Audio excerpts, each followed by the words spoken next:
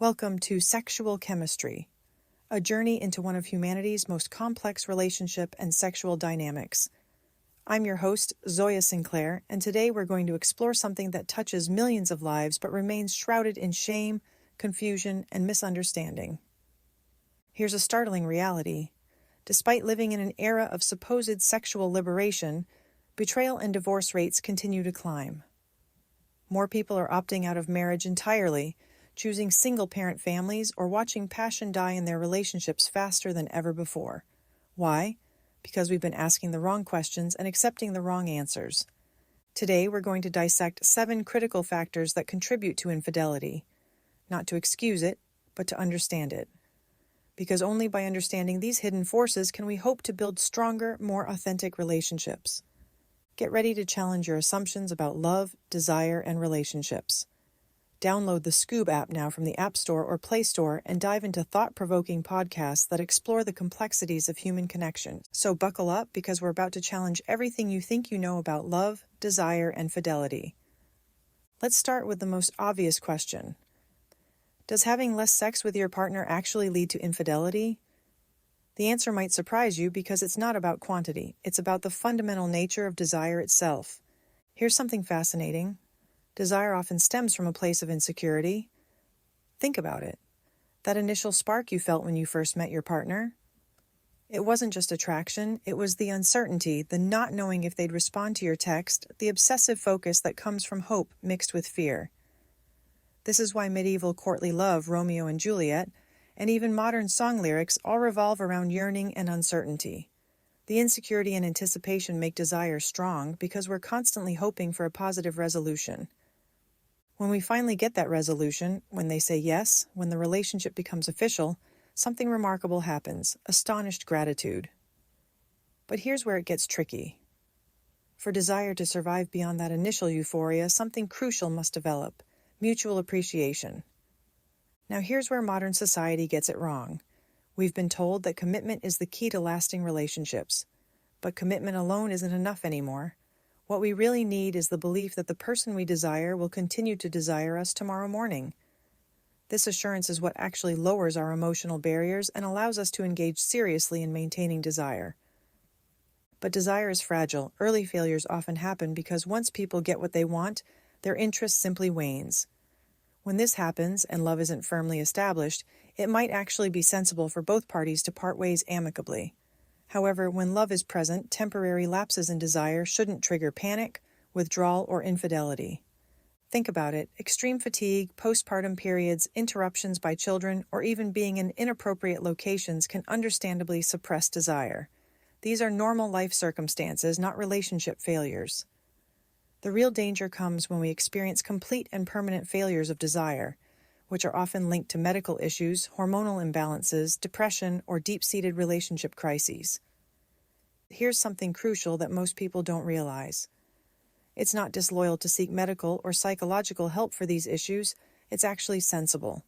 Ignoring underlying problems only makes things worse. You know that old advice about lying back and thinking of England? It's not just outdated, it's destructive. When unresolved sexual dissatisfaction persists, it seeps into overall well-being, causing negative reactions to a partner's touch and emotional disengagement from intimacy. The solution isn't just about addressing medical barriers, though. Fostering strong, lasting desire requires both partners to actively participate in effective lovemaking. This means creativity, understanding, and yes, the ability to bring each other to climax, even if it requires considerable effort and learning. Think of Pavlov's dogs. They stopped salivating when no reward appeared. Consistent satisfaction isn't just nice to have, it's paramount for maintaining desire. Here's the kicker. The intensity of desire is intertwined with emotion. To sustain lust, partners must keep their emotions active. When we become emotionally anesthetized due to resentment and irritation, we experience physiological numbness that eventually shuts down our sensations of pleasure. But here's what sex therapist David Schnarch teaches us. Not all feelings need to be positive all the time. Relationships naturally harbor negative emotions, what he calls reptilian reactions, those moments of internal conflict or intense anger. These emotional outbursts can actually coexist with passionate desire, provided there's an overall commitment to engagement rather than disengagement. The bottom line? Maintaining desire requires treating your sexual relationship as an art form that demands continuous effort and practice. The more consistent the sexual activity, the greater the desire will grow. This principle holds true regardless of gender and should be embraced as an ongoing dynamic aspect of loving relationships. Let's explore a fascinating phenomenon that contributes to infidelity in unexpected ways: our tendency to sexualize every intense, meaningful connection we experience. This linguistic trap is more dangerous than you might think. Writer Joe Fassler, responding to an essay about teacher-student relationships, shares a profound insight from his own traumatic experience. His high school teacher manipulated him into a sexual relationship, and he uses this experience to warn us about the dangers of misappropriating sexual language to describe non-sexual connections. Here's the problem. We live in a culture that interprets every instance of special, charged energy through a sexual lens. When a teacher and student experience that electric moment of learning breakthrough, when creative collaborators feel that spark of innovation, when a pastor and congregant share a moment of spiritual connection, our default language sexualizes these experiences. Think about this for a moment. When you look up synonyms for passionate in a thesaurus, you get words like wanton, lascivious, libidinous, aroused, sultry, and sexy. This reveals our profound linguistic poverty when it comes to describing intense, non-sexual connections. The cut writer Kim Brooks exemplifies this problem when she describes her intense friendships using the language of sexual infidelity, calling them affairs. By doing so, she implies these friendships must be betrayals, completely ignoring other meaningful ways to understand deep platonic connections. This casual sexualization of language reduces complex feelings and experiences to mere sexual attraction. Our language betrays us by presenting sexual attraction as synonymous with all forms of excitement and fulfillment. When we try to describe the creative synergy between collaborators or the trust between mentor and student, sexually charged metaphors dominate our vocabulary. The result? Emotional intimacy, even in completely non-sexual contexts, appears inappropriate or vulgar. We start to suspect our own feelings and the intentions of others. Close friends get jokingly accused of having romantic feelings for each other, sometimes leading to genuine self-doubt about the nature of their bond. C.J. Chasen, a researcher specializing in asexuality, points out that people often interpret intense feelings as romantic crushes when they're not. But here's the twist. This denial could work both ways. Some people might actually be in denial about the depth of their platonic intimacy, afraid to acknowledge how profoundly they can be moved by non-sexual connections. Professional therapists and educators already understand this distinction. With proper training, they learn to distinguish between the genuine sparkle of mentorship and something more, just as therapists manage the complex emotions their clients experience without misconstruing the relationship as romantic. But this need for linguistic precision extends far beyond professionals. It's a societal issue that affects all of us. Our language often traps us into thinking there's only one form of pleasure, with all others seen as mere derivatives of sexual attraction. The joy derived from learning, the emotional satisfaction from therapy, the closeness of deep friendship. These are all unique and valuable experiences that deserve their own vocabulary. When we pay careful attention to these feelings and understand their specific significance, we can appreciate how they enrich our lives without needing to transform them into something sexual. Developing a vocabulary that allows for frank discussions about emotional intimacy without implying sexual overtones will help bring clarity to our relationships. This evolution in language will protect us from misinterpreting intentions and emotions inappropriately, enabling us to appreciate the actual energy present without attempting to transform it into something it's not.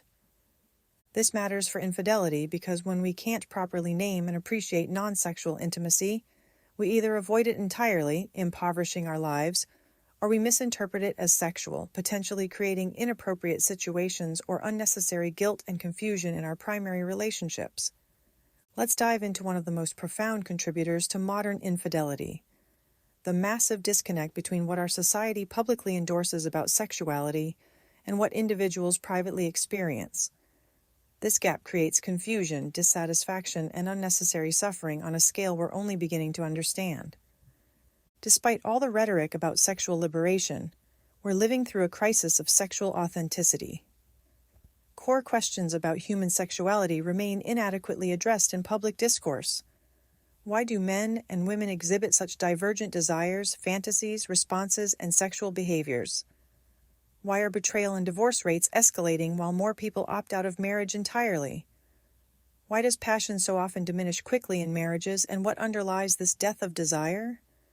These issues reflect a broader sentiment that men and women might as well be from different planets, despite having evolved together right here on Earth.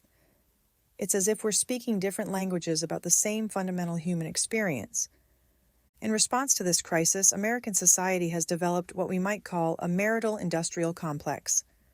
This system includes couples therapy, pharmaceutical solutions for erectile dysfunction, sex advice columnists, purity movements, and an incessant barrage of advertisements promising to rekindle sexual passion.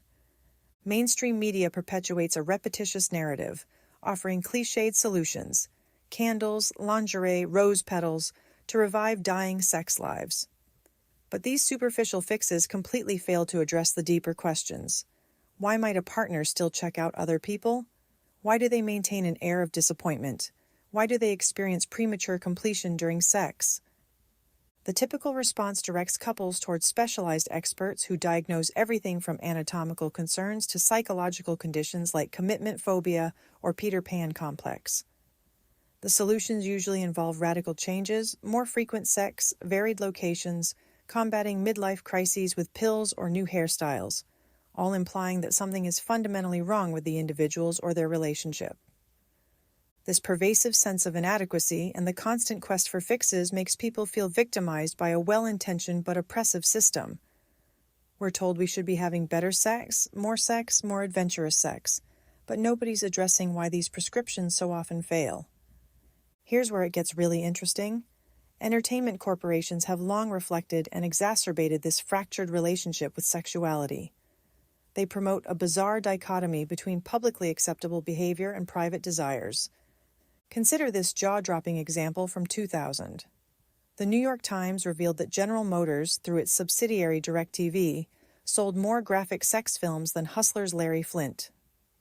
Over 8 million subscribers generated about $200 million annually on pay-per-view sex films. Rupert Murdoch, owner of Fox News Network and The Wall Street Journal, profited extensively from pornography through his satellite company, actually out-earning Playboy's magazine and digital operations. AT&T, a proclaimed supporter of conservative values, provided hardcore pornography to over 1 million American hotel rooms through its hot network. Think about the psychological impact of this hypocrisy. We're living in a society where the same corporations that publicly champion traditional family values are privately profiting from fantasies that directly contradict those values. This creates an impossible bind for individuals trying to understand their own sexuality. The intense and often contradictory stances towards sexuality in America are impossible to reconcile with traditional views that uphold monogamy as natural, marriage as a universal institution, and the nuclear family as the ideal structure. This hypocrisy points to a dire need for a fresh understanding of human sexuality. What we desperately need is an understanding grounded not in religious dogma or Hollywood's feel-good portrayals, but in an unvarnished examination of comprehensive scientific data. Only by embracing such an enlightened perspective can society begin to reconcile the stark contrast between public pronouncements and private desires. This disconnect directly contributes to infidelity because when people can't find authentic guidance about their sexuality, when they're constantly told their desires are wrong while being simultaneously marketed those same desires, they often act out in secret. Infidelity becomes a way of accessing authenticity that seems impossible within the confines of socially acceptable relationships. Want to dive deeper into the complexities of human relationships and desire? Download the Scoob app now and access a wealth of insightful podcasts that challenge conventional wisdom, from the roots of infidelity to the myths surrounding monogamy. Let's examine one of the most fundamental assumptions about relationships, that monogamy is natural and that deviating from it inevitably leads to problems. The reality, as we'll see, is far more complex and fascinating than most people realize. Monogamy as a societal concept is often perceived as an ideal yet challenging practice. As G.K. Chesterton once observed, it's seldom rejected as impractical, but frequently deemed difficult and thus often left unattempted. But what does nature actually teach us about monogamy? The 2005 documentary March of the Penguins became the second biggest money-making documentary of its time, and it's easy to see why. Audiences saw themselves reflected in the penguins' heroic parenting efforts as they nurtured their offspring amidst the harsh Antarctic conditions. Viewers felt a profound kinship watching thousands of penguins huddle together against brutal weather. Religious institutions across the United States organized private screenings for their congregations. At a Young Republicans conference, Rich Lowry, editor of the National Review, extolled the penguins as the epitome of monogamy, lauding their remarkable dedication. The film's message seemed clear: nature supports lifelong monogamous commitment. But here's what the film didn't tell you. Penguin monogamy lasts only as long as necessary to guide their chicks from egg to Antarctic waters, approximately less than a year. With limited opportunities for extramarital affairs due to extreme environmental conditions and the necessity of collective huddling, their fidelity is largely circumstantial. Once their offspring reach self-sufficiency, penguin parents part ways and continue searching for new partners, each possibly establishing multiple families throughout their 30-year lifespan. Werner Herzog's documentary Encounters at the End of the World reveals the more complex reality, including observations of ménage à trois and exchanges of pebbles for mating favors, what marine ecologist Dr. David Ainley calls penguin prostitution. Prairie voles present another case study in supposed natural monogamy. These small rodents are praised for forming strong pair bonds, sharing nests, protecting each other and their territory. It's been noted that surviving partners don't seek new mates when one dies, seemingly perfect monogamy. However, decades of research by C. Sue Carter and Lowell L. Getz reveals that sexual exclusivity is not an inherent trait of prairie vole monogamy. Thomas Insel, an expert on prairie voles, confirms that while these creatures steadfastly bond with their partners in terms of companionship, they exhibit promiscuous sexual behavior. Swans represent perhaps the most romantically idealized example of monogamy. Historically, many bird species were believed to be monogamous due to the necessity of dual-parent involvement in egg incubation and chick feeding. The assumption was that male birds would ensure paternal investment only if confident of their paternity. DNA testing has completely shattered this myth. Patricia Adair-Gawadi, a behavioral ecologist, found that in species such as bluebirds, 15 to 20% of chicks are not fathered by the presumed male partner. DNA studies across roughly 180 bird species revealed that around 90%, previously thought monogamous, are not sexually exclusive. Swans are no exception, debunking their long-held reputation as paragons of fidelity. So what does this mean for humans? The question of whether monogamy is natural for humans is answered affirmatively, but with crucial nuances. Human beings, unlike many animals, appear naturally inclined toward pair bonding. We engage in courtship, develop infatuations, fall in love, and largely marry one individual at a time. This behavioral inclination toward forming dedicated pair bonds is indeed characteristic of human nature. But here's the key insight. Being inclined toward pair bonding doesn't necessarily mean being inclined toward sexual exclusivity. The animals we've examined show us that bonding and sexual exclusivity are actually two different phenomena that can exist independently. This understanding doesn't excuse infidelity, but it does help explain why even people in loving, committed relationships sometimes struggle with desires for others.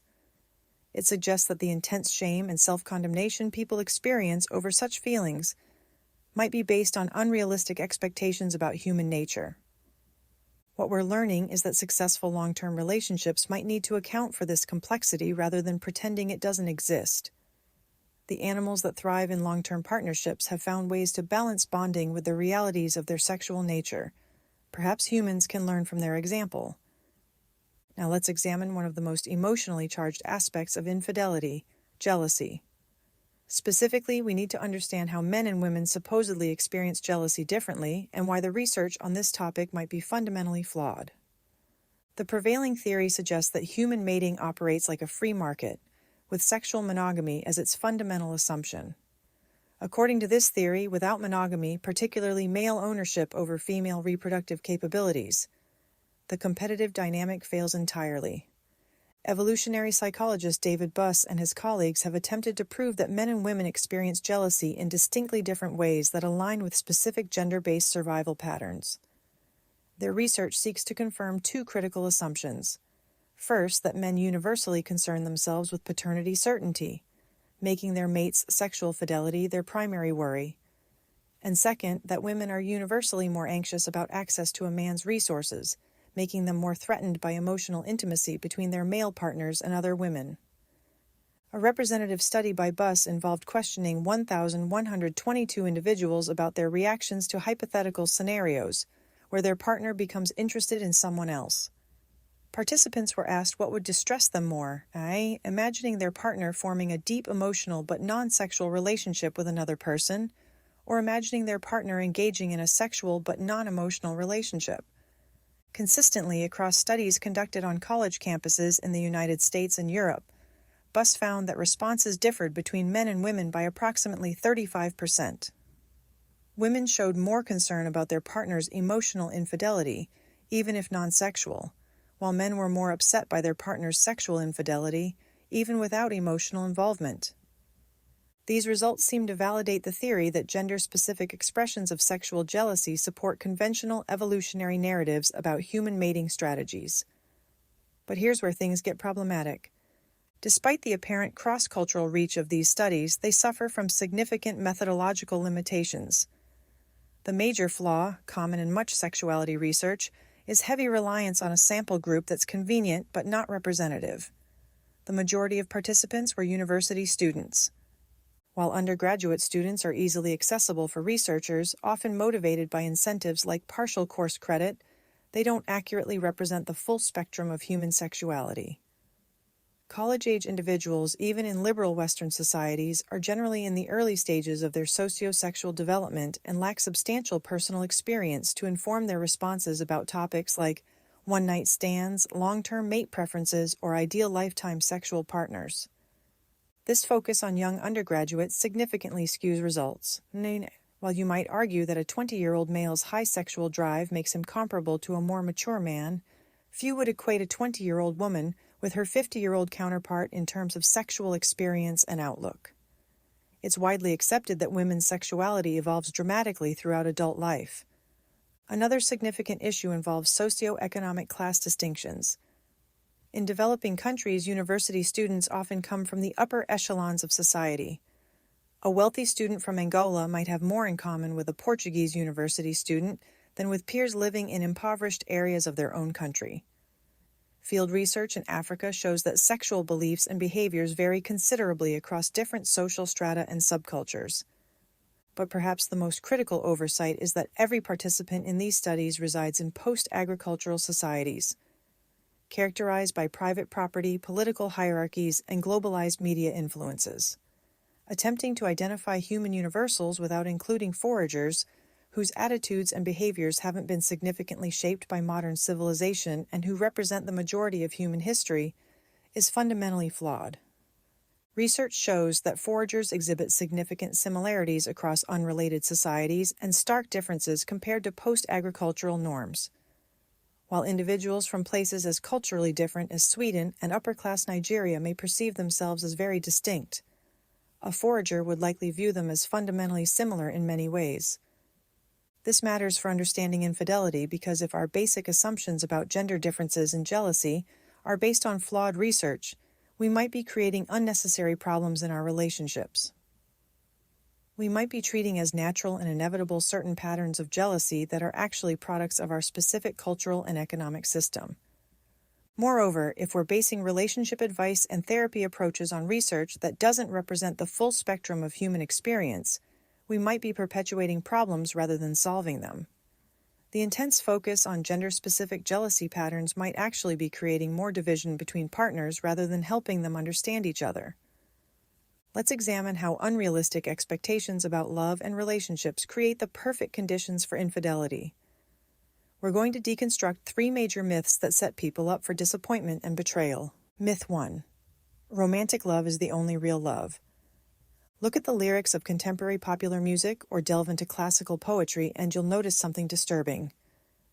The terms we use to describe romantic love often carry negative connotations. We say crazy in love, love hurts, we talk about obsession and heartbreak.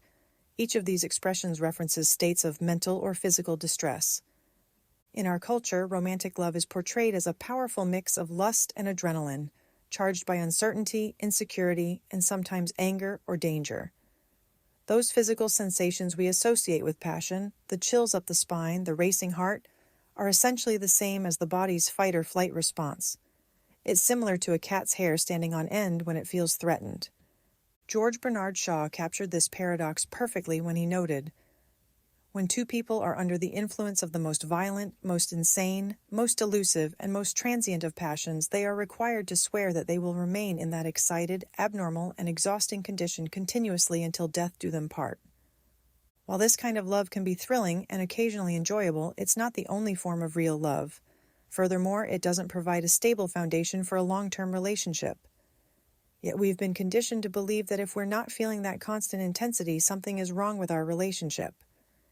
This myth directly contributes to infidelity because when the initial passion fades, as it naturally does, people often interpret this as a sign that they're with the wrong person. They go seeking that intense feeling elsewhere, not understanding that sustainable love feels different from obsessive romantic love. Myth 2. Sexual desire is a destructive force. The belief that sexual desire is inherently destructive has ancient roots, dating back to myths like the Garden of Eden, and it has fueled inconsistent and harmful double standards for centuries. Some religious doctrines portray women's sexuality as perilous and malevolent, existing solely to ensnare men. The Victorian era introduced the notion that men are insatiably voracious and predatory in their sexual desires, with women tasked with taming them by remaining pure, asexual, and withholding. This dynamic casts men as the gas pedal and women as the brakes, a configuration that's detrimental to relationships overall. Neither perspective holds merit for healthy relationships. There's also a common belief that open sexual desire, especially if directed toward multiple people, will cause families to collapse. However, ethical and consensual non-monogamy tends to cause far less damage to families compared to the bitterness and animosity that often accompany divorces triggered by secretive adultery. This myth contributes to infidelity by creating shame around natural sexual feelings. When people believe their desires are inherently destructive, they're more likely to act on them in secretive, destructive ways rather than addressing them openly and honestly. Myth 3. Loving someone makes it okay to control their behavior. This might be the most dangerous myth of all. The idea that love grants you the right to control another person's actions is largely a fallacy designed to instill a false sense of security. Taking control over another functional adult's behavior doesn't create security, it breeds resentment and anger. This myth is evident in seemingly innocent sentiments like, "Ah, she's jealous, she must really care about me," or the cinematic trope where someone falls for another person after they assault a romantic rival. These attitudes reflect deeply problematic personal boundaries and often result in significant unhappiness. The myth also propagates the belief, perpetuated in Hollywood narratives and popular books, that infidelity is something done to one's partner rather than a choice made for oneself. Historically, in places like New York State, adultery was the sole legal reason for divorce, forcing those married to abusive or alcoholic partners into impossible situations. Legal consequences for cheating often included losing one's job, home, financial stability, and custody of children due to the perceived injury to the betrayed partner. Consequently, infidelity was often conducted secretly to protect a partner's dignity and keep the family intact, not necessarily out of malice, but out of misguided protection. This myth directly fuels infidelity by creating relationships based on control rather than authentic choice. When people feel controlled, they often rebel through secretive behavior. When they believe infidelity is something they do to their partner rather than for themselves, they focus on hiding it rather than addressing the underlying issues in their relationship. These three myths create a perfect storm for infidelity: unrealistic expectations about what love should feel like, shame around sexual desire, and relationships based on control rather than mutual respect and understanding. No wonder so many people end up acting out in destructive ways. The alternative isn't to abandon love or commitment, but to develop more realistic, nuanced understandings of what healthy relationships actually look like. This means accepting that love evolves over time, that sexual desire is normal and can be managed ethically, and that the best relationships are based on choice rather than control. Let's explore our final factor contributing to infidelity: the psychological profile of individuals who are particularly susceptible to betraying their partners due to an insatiable need for novelty and stimulation. Understanding this archetype, which we'll call the pampered royal, can help us recognize these patterns in ourselves and others. The pampered royal embodies the quintessential image of spoiled children who are indulged in their every whim by doting parents. From a young age, these individuals had all their desires gratified through endless entertainment, an incessant array of new toys, and constant diversions to keep them content for brief periods. Unlike many children who learn to find their own amusements, invent games, and seek out friendships independently, pampered royals are conditioned to believe that others exist to entertain them. This creates a significant lapse in self-sufficiency and creativity. When their parents are no longer there to provide constant pampering, they experience profound boredom and restlessness. In their quest to alleviate this tedium, pampered royals seek out variety and continual excitement, moving swiftly from person to person, job to job, or place to place before monotony sets in. This tendency prevents them from settling into committed relationships because the inevitability of routine and habit in long-term partnerships is something they find intolerable. Their relentless search for novelty comes with consequences, work-related issues, a series of unsatisfying romances, and friendships scattered across various locations, diluting the quality of their connections. They leave a trail of confused and hurt people who couldn't understand why the relationship suddenly lost its appeal. However, the restlessness and infidelity of the pampered royal shouldn't be misunderstood. What they're truly searching for is not necessarily more partners, but rather a singular individual who mirrors the parental figure from their past, someone who will indulge them as they were once accustomed to being indulged. 18. Understanding how to recognize a pampered royal can be crucial, whether you're trying to avoid getting hurt by one or you're recognizing these patterns in yourself. You can identify them by the turbulence evident in their past: frequent job changes, extensive travel, short-lived relationships, and an unmistakable sense of aristocracy they exude regardless of their actual social standing, a residual effect of their royal treatment in childhood. To attract and maintain a relationship with a pampered royal, if you choose to take on that challenge, requires understanding their core need. You must be prepared to offer a plethora of distractions, taking them to new places, providing novel experiences, surrounding them with color and spectacle. Maintaining an air of mystery and continually surprising them with different facets of your character is crucial, as variety is paramount to them. Interestingly, once you manage to captivate a pampered royal, things can become easier since they develop a swift dependency on you, allowing you to exert less effort over time. If their childhood pampering hasn't rendered them overly difficult and lazy, these individuals can become extremely loyal, replicating the attachment they once had with their parents. But here's the crucial insight for anyone in a relationship with a pampered royal: they require significant maintenance and effort. For those seeking a long-term relationship with such a person, it's essential to disguise this intent. Overtly offering long-term security might incite panic and induce them to flee, as commitment feels like the end of novelty and excitement. This archetype is particularly prone to infidelity because their core programming tells them that love means constant entertainment and novelty. When a relationship settles into comfortable patterns, which all healthy long-term relationships eventually do, they interpret this as a loss of love rather than its natural evolution. The pampered royal often doesn't intend to hurt their partners. They're simply following their conditioning that equates love with excitement and novelty. When the excitement fades, they genuinely believe the love has died, not understanding that different types of love feel different from the initial high-stimulation attraction. For those who recognize these patterns in themselves, awareness is the first step toward change. Understanding that the need for constant novelty is a learned response, not an immutable personality trait, opens the door to developing different relationship skills. Learning to find excitement and growth within a committed relationship, rather than constantly seeking it elsewhere, becomes possible with conscious effort and often professional help. The key insight here is that infidelity driven by novelty seeking isn't usually about sex or even about finding someone better. It's about recreating a familiar pattern of stimulation and excitement that feels like love to someone who learned that love equals entertainment. As we reach the end of our exploration, let's step back and see how all these factors interconnect to create the complex web we call the infidelity paradox. We've seen how desire itself is paradoxical, strongest when uncertain, fragile when secure, yet necessary for long-term satisfaction.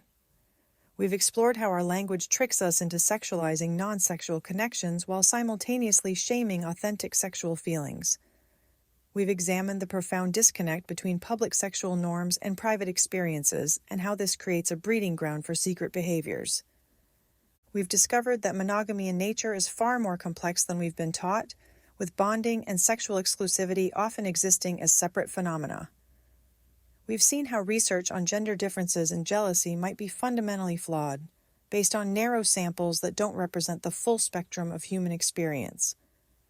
What emerges from this analysis isn't a simple answer about why people cheat or how to prevent it. Instead, we see that infidelity is often a symptom of deeper issues: unrealistic expectations, poor communication about sexuality, shame around natural desires, and fundamental misunderstandings about the nature of love and commitment. The path forward isn't to abandon monogamy or accept infidelity as inevitable. Rather, it's to develop more sophisticated, nuanced understandings of human sexuality and relationships. This means having honest conversations about desire, developing better language for non-sexual intimacy, addressing the disconnect between public norms and private experiences, and creating realistic expectations about what different types of love feel like over time. Remember, our choice is ours. We can continue operating under myths and misconceptions that set us up for disappointment and betrayal, or we can do the harder work of understanding ourselves and each other more deeply. The path to authentic fidelity runs not through ignorance or denial, but through understanding ourselves, our partners, and the complex forces that shape our deepest desires and most important relationships. So, are you ready to redefine what it means to have a fulfilling and faithful relationship? Download the AI-powered Scoob app now, for free, from App Store or Play Store, and explore a curated selection of podcasts that leave you with insights like never before. I'm your host, Zoya Sinclair, and thank you for joining me on this journey into the infidelity paradox. The questions we've explored don't have easy answers, but asking them honestly is the first step toward building the kinds of relationships we actually want, rather than settling for the ones we think we're supposed to have.